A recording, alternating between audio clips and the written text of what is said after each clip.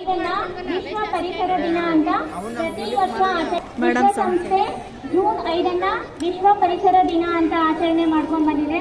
ಪ್ರತಿ ವರ್ಷ ವಿಶ್ವ ಪರಿಸರ ದಿನವನ್ನ ಆಚರಿಸುವ ದಿನಕ್ಕೆ ಒಂದು ಧ್ಯೇಯವಾಕ್ಯವನ್ನ ಇಟ್ಕೊಂಡಿರುತ್ತೆ. ಈ ವರ್ಷದ ಧ್ಯೇಯವಾಕ್ಯ ಪ್ರಕೃತಿಯಿಂದ ಸ್ಫೂರ್ತಿ, ಹವಾಮಾನಕ್ಕಾಗಿ ನಮ್ಮ ಭವಿಷ್ಯಕ್ಕಾಗಿ.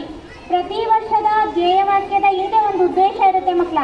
ಅಂದ್ರೆ ಈ ವರ್ಷ ಇಡೀ 11 ವರ್ಷಗಳಲ್ಲೇ ಅತಿ ಹೆಚ್ಚು ಬಿಸಿಲು ದಾಖಲೆಯಾಗಿದೆ. ಹಾಗಾಗಿ ಆ ಬಿಸಿಲಿನ ಧಗೆ ತಾಪ ಕಡಿಮೆ ಆಗಬೇಕು ಅಂದ್ರೆ ನಾವು ಹೆಚ್ಚು ಮರಗಳನ್ನ ಏನ್ ಮಾಡಬೇಕು? ಕಡಿಬೇಕಾ?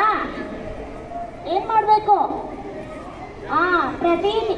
ಪ್ರತಿ ವರ್ಷಕ್ಕೆ ಸೀಮಿತ ಆಗಬಾರ್ದು ಮಕ್ಕಳ.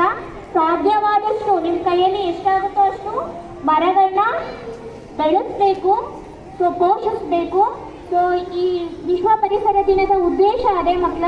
ಎಲ್ಲರಿಗೂ ಪರಿಸರದ ಮೌಲ್ಯ, ಮಾಲಿನ್ಯವನ್ನ ಮಾಡಬಾರ್ದು, ಪ್ಲಾಸ್ಟಿಕ್ ಬಳಸಬಾರ್ದು, ಎಲೆಕ್ಟ್ರಿಸಿಟಿನ ಎಷ್ಟಾಗುತ್ತೋ ಅಷ್ಟು ಕಡಿಮೆಯನ್ನ ಬಳಸಬೇಕು. ಈ ಎಲ್ಲ ಉದ್ದೇಶಗಳು ನಿಮಗೆ ತಿಳಿದಿರಬೇಕು.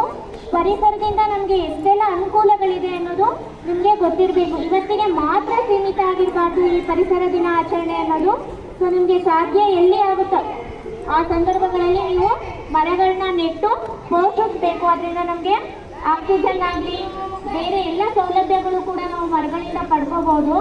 ಇವತ್ತಿನ ಈ ಒಂದು ಕಾರ್ಯಕ್ರಮದಲ್ಲಿ 6-7ನೇ ತರಗತಿ ಮಕ್ಕಳಿಗೆ ಭಿತ್ತಿ ಪತ್ರಗಳನ್ನ ವಿಶ್ವ ಪರಿಸರ ದಿನಕ್ಕೆ ಸಂಬಂಧಪಟ್ಟಂತೆ ಭಿತ್ತಿ ಪತ್ರಗಳನ್ನ ಮಾಡ್ಕೊಬನ್ನಿ ಅಂತ ಹೇಳಿದ್ವಿ. ಸೊ ಕೆಲವು ಮಕ್ಕಳು ತುಂಬ ಚೆನ್ನಾಗಿ ಮಾಡ್ಕೊಂಬಂದಿದ್ದಾರೆ ಮಕ್ಕಳ.